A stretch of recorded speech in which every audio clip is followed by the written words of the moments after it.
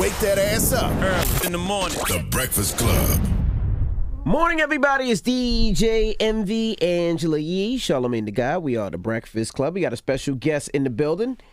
He's mayor of Miramar in Florida. He is also running for president in 2020. Mayor Wayne Messam. Welcome, sir. Everybody running for president in 2020. Yeah, it's about 300 of us running. Yes. 315, maybe. Do you still consider yourself a nominee for president, though? Oh, a yeah, Democratic nominee? of course. Because you missed the first debate. Yeah, I missed the first debate, but I'm still out there, despite not having equitable access to the media like some of the other candidates, I've been right at the threshold in terms of meeting some of these national requirements. Obviously, it's going to get more difficult, but, I'm true to the game, and I have a message, I have a story to tell, and I'll keep pushing my way forward. You think you'll make it to Detroit?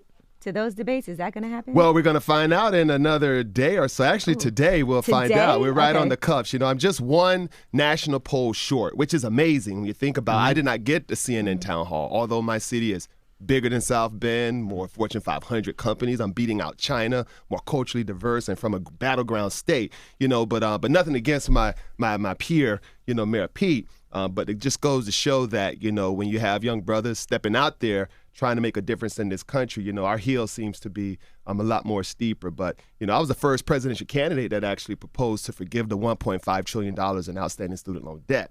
Other candidates like Warren and Sanders have come out with their kind of more watered down version. But if they can borrow my ideas, then my voice needs to be on that stage. My ice is, if not as cold, but perhaps even colder. So they stole your ideas? I'm not saying they stole. It's a really big issue. A lot of people, 44 million people, have this debt, and especially hurting people of color who needs the financial aid to get a higher education. So I'm bringing these ideas forward, pushing the envelope, and I'm glad to see that it's an important issue that people are starting to put policies behind. But would student loan forgiveness also count for people who have the money and aren't really struggling, that just are paying payments? Well, the thing is, the question is, as a society, what are you told? Go to school, get an education, so you can have a high-paying job, right? Yet corporations get to benefit on you taking that risk to educate yourself. I see it as an economic security issue. This country needs educated and well-qualified individuals so that our economy can remain strong. Yet corporations sit on the sideline and reaps all the benefit. I think everyone should realize that we're all in this together, and and all of us should have some skin in the game. So we'll be requiring corporations to have some skin in the game. Let's release this burden so Americans can really put that money back into the economy, because I'm proposing it as an economic stimulus. It'll be $80 to $100 billion to the GDP. It'll create 1.5 million jobs every year. People will be investing in businesses, buying homes, starting families, and that's what it's about. Do you think missing out on the first debate hurt your chances? Well, only thing, it hurts in terms of not having that exposure to the millions of individuals. That's where the challenge is. That's why I'm on programs like yours, so that millions of Americans can hear my voice, and they would like to support my efforts to get on the stage. They can visit WayneForUSA.com, because I didn't make these rules. I'm just going in the process, trying to shake things up so that I can become a viable candidate. Because if my ideas are being borrowed and put out in the platform, that's one plus, but it needs an authentic voice to carry this thing out. I'm a mayor. I'm close to the people. I passed the living wage in my city. I banned the box in my city. So that's a question I'd ask if you've been arrested. If you paid your debt to society and want to move forward, you should be able to. Who's talking about that on the debate stage? There's a big issue came out the last debate between busing, between Senator Harris and former Vice President Biden. What was the real issue in that debate? It became personal. The issue was black schools and black neighborhoods, especially in that transitional period, were inferior to white schools. Right. That's why the desegregation was fought for, so that black kids can have a better education. I say, regardless of your zip code, all schools should have the best technology, the best books, the best paid teachers, so that all of our children can succeed. That's what I would have injected into that debate. Do you have two Jamaican parents? Yes. So what do you think of people attacking Senator Harris, saying she's not black enough because she's of Jamaican descent? Well, first of all, she's Jamaican and Indian descent. Well, first of all, she's my sister. She is a very educated, highly educated woman, and I'm very proud of her accomplishments in terms of putting herself in a position to be a United States senator and a viable candidate for the presidency. But the question is, what are the issues? What are the issues that are impacting black people? And who are bringing forward efforts that are going to solve those issues and those challenges? See, that is how we get hoodwinked. we get caught up in these identity crises in terms of who's black enough. I keep it real, but I call a spade a spade. The issue is if you're not proposing policies that not only Terrible help. term to use when you're talking about black people. Well, the thing is, though, is that it's about how are we addressing and atoning for this nation's sins that have made put black people behind the eight ball. When this nation has been built by free labor of enslaved people, and then this country act as if it never happened, and that, okay, well, you pull yourself up by your own bootstraps. Well, first you got to get bootstraps to pull yourself up by. So, and that's what it's really about. So that is what I'm committed to. Being the president, you're the president for every American. That's why you have universal policies that benefit everyone.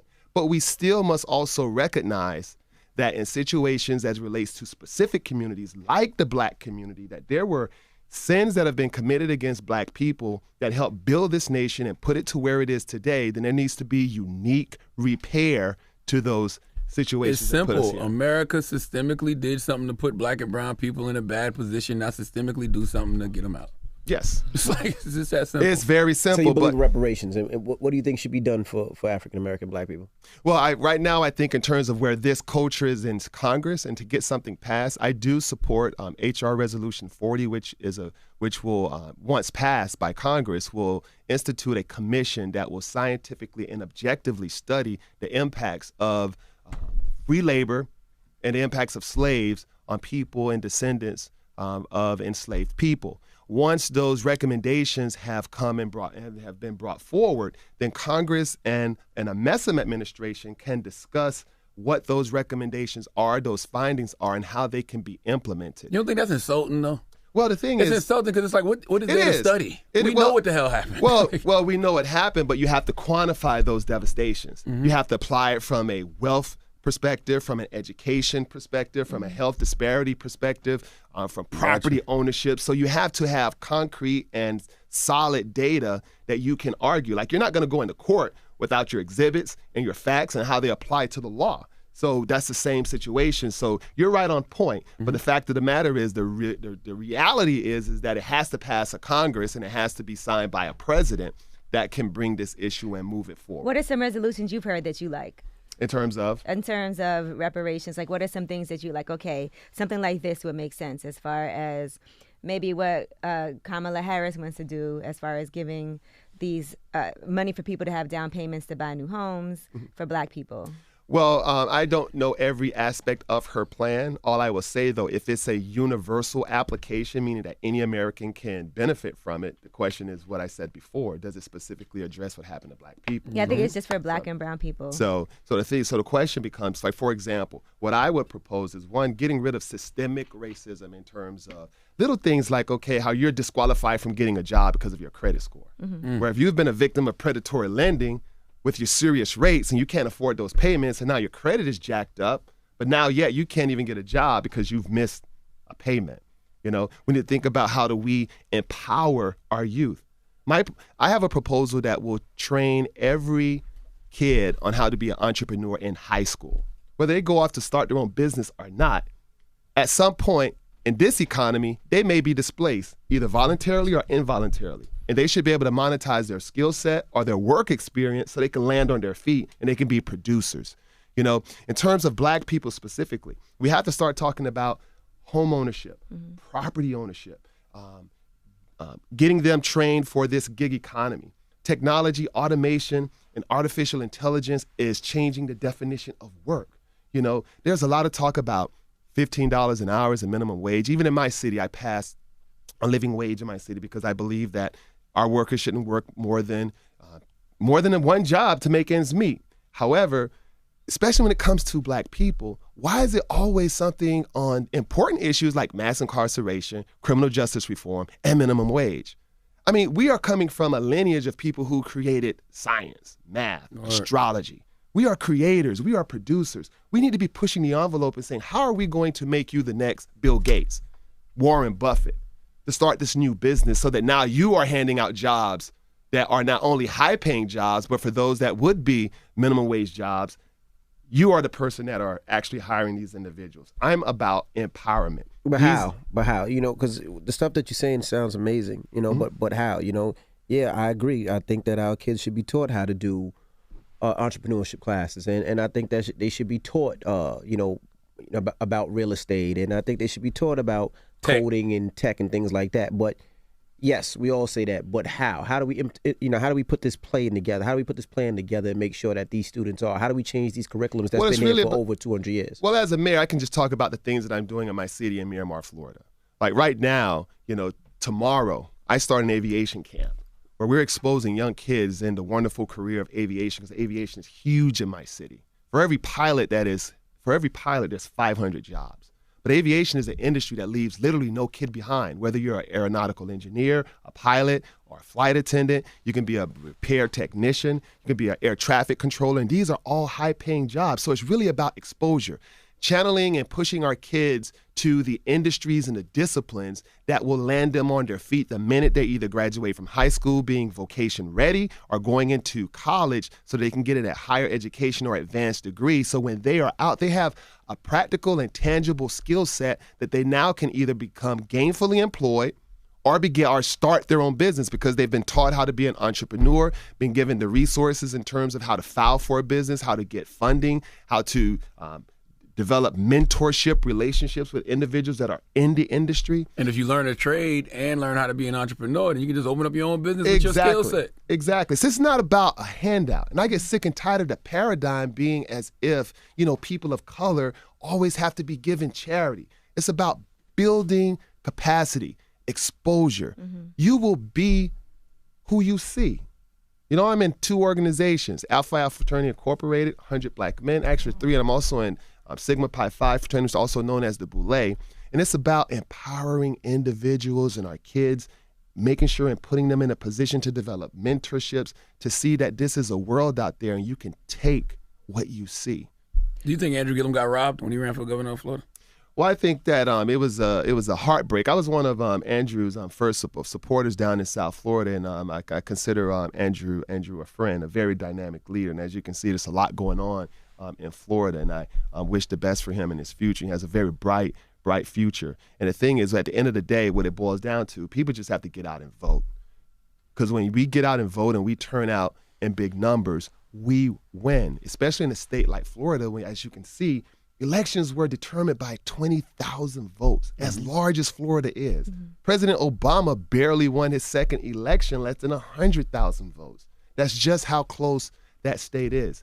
So I think his initiative in terms of going out and registering 1 million voters is very key, because that can be the margins. It's a travesty of what they're doing with Amendment 4, where nearly 3/4 or 2/3 of the state of Florida said that we want to give voting rights restoration back to felons who have paid their debt to society. I thought that went through. I thought that passed. It did go through, but this past legislative session, basically a poll tax was instituted that was requiring ex-felons to pay back fees from courts, either restitution. Wow. In order to get their rights back? Get their rights back. So it's basically put a stopgap in between the will of the people. Wow. And it's a travesty. So there's an effort to file a lawsuit against that. But that's the type of shenanigans that we're dealing with in the state of Florida and across this country. I know that almost 2/3 of your donkeys of the day comes from my state, but it's a very important state. Large, way larger percentage than 2/3. But that's just so how important it is for civic engagement. And that's the other aspect in terms of educating people of color in terms of knowing what our laws are, knowing what our rights are, so that they can be politically engaged. I did an interview with Blavity out in L.A., and they asked me a question about what do I say about those who feel disenchanted about the legal process, and they stay home, they don't vote, they aren't engaged. And I say, well, you don't have a choice. You have to. You hear a lot of people say that, you have to be at the table. I say, I don't want you to be at the table. I want you to be the damn table. Because you you have 2 feet to stand on, you have a brain, and you have resources so that you can build. You can take your wood, use your tools, and build your table. Instead of having a seat at the table, be the damn table. Since we're talking about knowing your rights, let's talk about these ICE raids that have just started happening over the weekend. And what are you doing in Florida, in Miramar, in response to that? And what do you think about immigration and what's happening with Donald Trump? Well, I'm at Ground Zero. I actually have an ICE facility in my city. It's about 8 years it's been there. The first 5.5 years it's been there, no one knew that facility was there. And the facilities basically are for individuals who are out of status, who are either filing for a petition of extension or changing their status of work visa, or may have been, they've qualified for some status that they can apply for, and they have to check in to make sure that they are in compliance while they wait their status. And some who just may be undocumented altogether. And since President Obama, not President Obama, but this current administration got into office, the individuals before only had to check in once per year. Now they have to check in 3 times per year. They're coming from as far as Orlando. 5 o'clock, 6 o'clock in the morning, individuals are, and mothers, kids, they're out in the elements waiting because of fear of being deported to get an appointment to make sure that they can check in. We had to force the agency, we had to get our congressional delegation to force the Department of Homeland Security to buy the next lot beside their facility to accommodate the excess parking because people are out on the streets. You know, to force them to give them simple, basic accommodations like to get water, to use the restroom. I mean, kids are outside. You know, right now in Miramar, it's about 95 degrees. It rains every afternoon in South Florida. And these folks are out there getting wet. It's just deplorable. So whatever you're seeing on TV, it is not an exaggeration. You know, and I'm caught between a rock and a hard place because advocates are looking at the city of Miramar to shut them down. But as you know, local government cannot usurp federal authority. They don't need a permit from us. They don't have to ask us any questions. They can just build, operate, and do whatever the hell they want to do. So that's one of the reasons why I'm running, because as a mayor, I can't shut down that facility. So we're encouraging our community to help where we can. And in fact, they're even stopping folks from even passing out water to these individuals once they cross the property line. That's just how bad it is crazy. out there. So we're just saying that, you know, we're seeing these detention centers, the separations of families, and what you're seeing that's going out there. You know, some people say that it's un-American, but if you really think about the history, there has always been injustices done to people of color throughout our history. Absolutely. So we as conscious individuals, whether you're white, black, brown, whatever your ethnic background is, good people must stand up and fight against wrong when we see it. Yeah, because you know this has nothing to do with immigration. This has everything to do with the color of those immigrants. Because Trump don't got a problem with immigrants. His wife is a goddamn immigrant. Exactly. How can people, you know, support you and donate to your cause to make sure that they can stand by you if they want to? And make sure you make it into these next debates. Well, you know, you can visit WayneForUSA.com. That's Wayne, FORUSA.com. Give a contribution. It can be as little as $1 or however much you would like to give. And sign up for our campaign, because at the end of the day, you know, we elect people in the past who they've given us to choose from. We have to start saying, you know what, let's start supporting the individuals that are supporting the policies that we believe in. And if you want our support, then you have to support our candidates, because our candidates stand by us and what we want to see in this nation. I just gave a quarter. Great. You can't. It's $1. Actually, got to be $1. So got to be $1. Let me do it 3 right. more times. Well, Mayor, we appreciate you for joining us, and hopefully we'll see you again up here. Thanks a lot for having me. And you know, our studios are out there in Miramar in Florida. Yes, Our it's in studios. our city, Miramar, Florida. 103.5 The Beat. That's right. Mayor Wayne Messam. It's the Breakfast Club. Good morning.